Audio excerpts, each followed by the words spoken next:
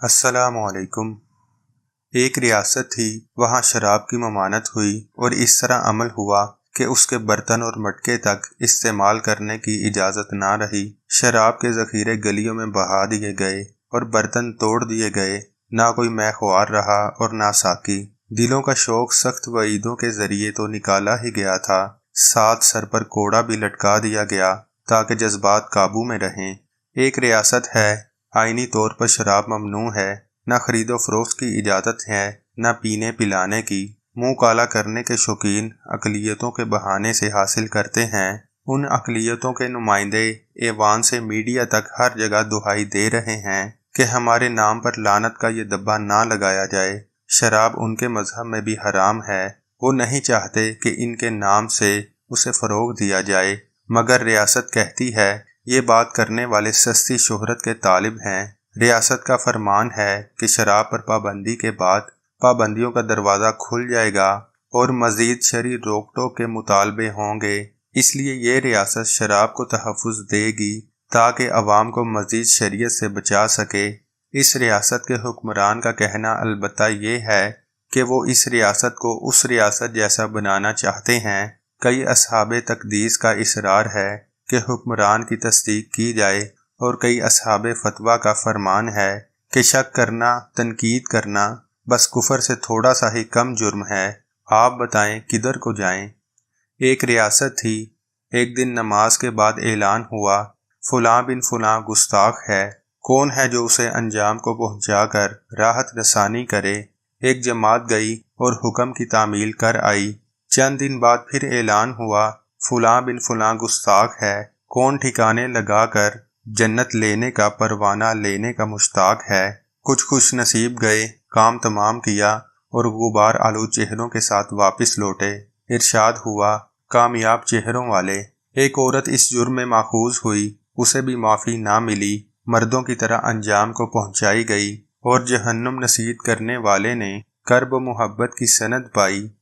اس ریاست سے ایک دن تو گستاخی کے مجرم کے لیے ایسا امر صادر ہوا کہ قیامت تک کے لیے قانون کا رتبہ پا گیا اور اس مسئلے کی حساسیت کو بھی واضح کر گیا۔ ایک گستاخ کعبۃ اللہ کے پردوں سے لپٹا ہوا زندگی اور معافی کی بھیک مانگ رہا، لیکن اسے اتنی رعایت بھی نہ ملی کہ بیت اللہ سے گھسیٹ کر دور لے جایا جاتا اور انجام کو پہنچایا جاتا۔ اسے اسی مقام پر سزا دے دی گئی۔ ایک ریاست ہے، یہاں سزا یافتہ گستاخ کو جرم سے برات کی سند دے دی گئی۔ اس فیصلے پر نظر ثانی کے معاملے کو بھی روز قیامت تک ٹال دیا گیا۔ باقی سب خیریت ہے، لیکن سب اس بات پر ایمان لائیے کہ یہ ریاست ان قریب وہ ریاست بننے والی ہے۔ یہی حکم ہے اور یہی فرمان۔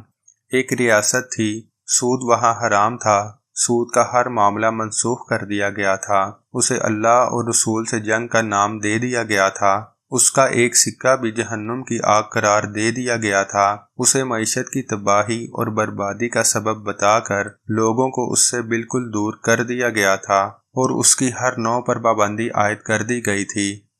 ایک ریاست ہے، جہاں معیشت کا بنیادی پتھر ہی سود ہے۔ برباد شدہ معیشت کو استوار کرنے کے لیے جو حل تجویز کیے جا رہے ہیں وہ بھی سارے سود پر مبنی ہیں۔ ریاست کے آئین میں سود ممنوع ہے، عدالتی فیصلے کے مطابق بھی ناجائز ہے، لیکن حکمران اس بارے میں فیصلہ کرنا تو دور کی بات، سوچنے پر بھی آمادہ نہیں۔